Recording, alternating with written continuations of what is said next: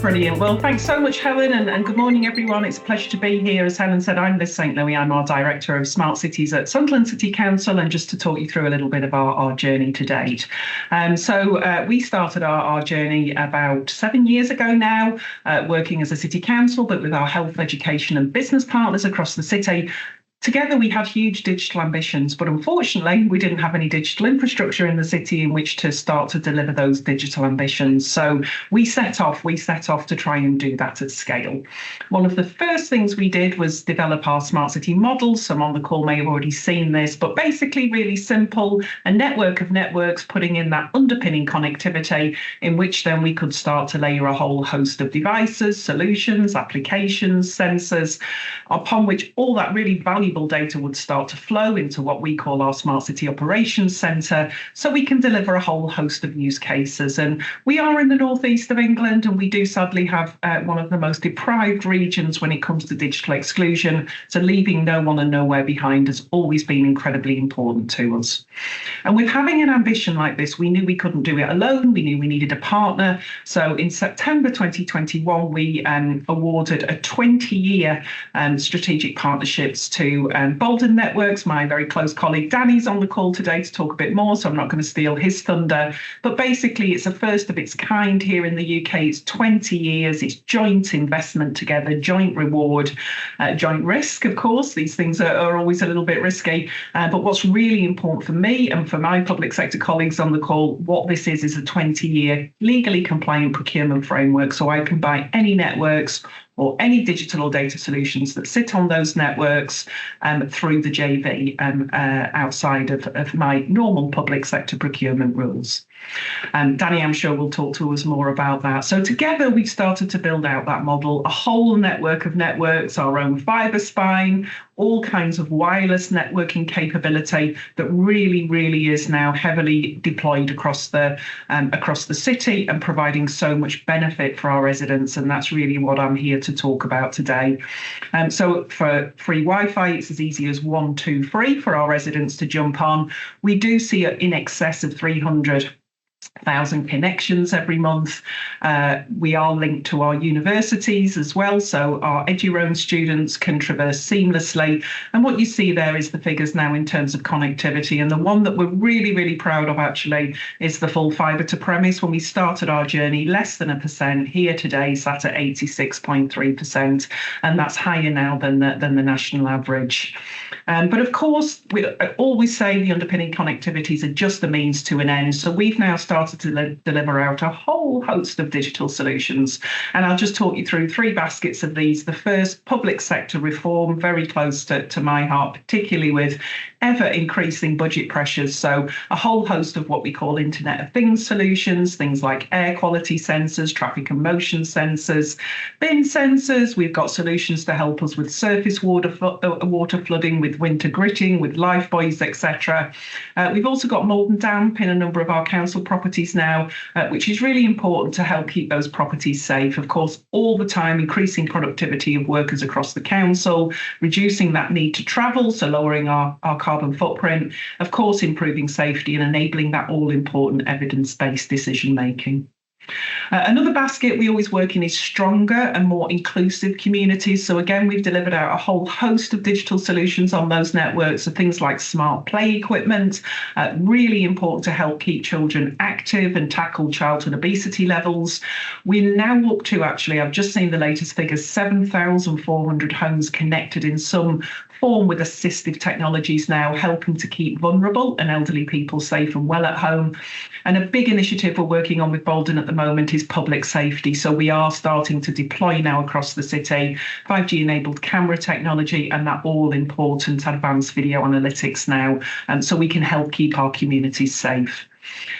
In terms of stronger communities and bringing communities together, we have a whole host of immersive and interactive exhibitions now in the city to help bring people out, to help people have fun, to help with vibrancy of the city. And really importantly, on our digital inclusion agenda, 37 now digital hubs across the city based in our voluntary and community sector buildings where local residents can go and get online. And of course, all those really important things like helping them download the NHS app, helping them with job applications, applications, helping them apply for benefits, etc. So really, focused on safer and better communities. And the third basket of services for us is all around economic growth. And so again, a whole host of initiatives working on with Bolden. We have a home to Nissan here in Sunderland, the port corridor where all the cars get taken for export, really importantly. We're looking at the moment, making that an automated route.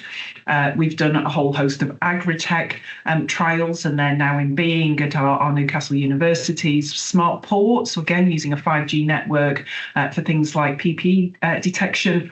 And making sure, looking at road condition surveys, etc. And really importantly as well, autonomous transport for passengers, which is something we've really majored on here in Sunderland as well. Not forgetting our football club, hugely important to the residents of Sunderland. It was an island of a black spot, no connectivity. With Bolden, we've put an advanced solution in there, makes a huge difference to the fans, but how they operate the club as well, with things like sales to seats, etc. And finally, a real big initiative around tech startups in Sunderland, and we have had now 28 successful tech startups over the last couple of years, and we're just about to embark on another programme there. So all about developing viable new businesses and business models as we go. And data is so important to us in the city, so we've developed our own data architecture, just Microsoft technologies, but scalable, safe, and now we've started to deliver out a whole host now. I think we're over 25 now different data products. Just a few to give you a little bit of a whistle-stop tour. This is used by our business improvement district, our events, our communication, our planning teams. It's bringing together Wi-Fi data from our Bolden network, traffic data from our sensors, pedestrian weather data, but also MasterCard spend data. And we can see at any time in the city just how we're faring, how we're doing. And if we put an event on, what's been the impact? So Restaurant Week this year saw a 7% uplift in food and beverage sales. So a really helpful data solution. The second, again, coming back to public safety, very prevalent to us all working in local authorities. We have multi-agency partnerships here that work on the ground, police, the fire, local authority officers, antisocial behaviour, etc. And again, we bring data together now every night from all of those multi-agency partners, and we present those on dashboards for the officers on the ground. And now with the onset of AI, we're able to do things like hotspot detection and integrate our CCTV network, which is really helpful for them. And then again, something many of my local authorities colleagues do every year, a big residence survey. Our last residence survey, we got so much value in the verbatim comments, but normally it takes an officer weeks to read all of those and to categorize them. Now with OpenAI, it takes us about 30 seconds. We read and scan all of those verbatim comments. We can put them into the demographic analysis. We can put them into sentiment analysis. Was it a good, a bad, a neutral comment? And it picks up any form of subtle or overt bias as well. So really helpful for us. And we're using that same technology to do things like scan handwritten social notes, social worker notes, to understand patterns and trends, for instance, before people go into hospital. And just a final example, really, we use it a lot across the city, but we also use it in the council now extensively for all of our statutory reporting and planning, etc.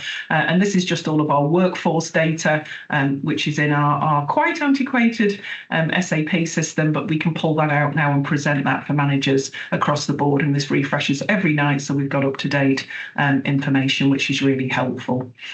We have been on our journey 7 years, and we've just done an impact study with a company called Public First, and we're about to launch that on the 9th of July. A bit of a plug there in the Bolden offices in London, but just some of the stats there. I'm not going to home in on all of them. Some of them we've far surpassed now since this was produced, but £110 million of public and private investment into the city. Huge swathes of businesses and households now connected that weren't. And actually, in terms of our residents, as I say, residents supported to live independently and safely, now up at 7,400, and through our digital hubs, the ability to unlock over £8 million now worth of benefits. But much more to follow on that when we release our impact study in just a couple of weeks. So thank you very much for listening to me this morning. I will stop sharing, and I will hand back to Helen.